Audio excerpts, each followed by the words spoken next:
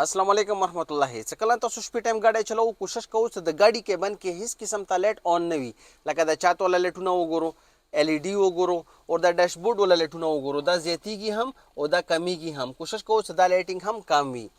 ځکه چې دا لایټونه کله تا په سترګو باندې پریوځي نو بیا ته روډ صحیح نشي لیدلی او چې کله ته روډ صحیح نشي لیدلی نو بیا به ته ډرایوینګ څرنګه کوي که چیرې سټریټ لایټونه لګېدلي بیا خو دومره مسله نه کوي خو که سټریټ لایټونه نه وي لګېدلي بیا تا ویزیبیلیټي ډېره زیاته کمیږي صحیح شو دې د وجې نه تاسو دا لایټونه آن مه ساتو د دې یوه دویمه وجه دا دی چې دا لایټونه کوم دي دا ته د شیشې چې کومې دي دې کې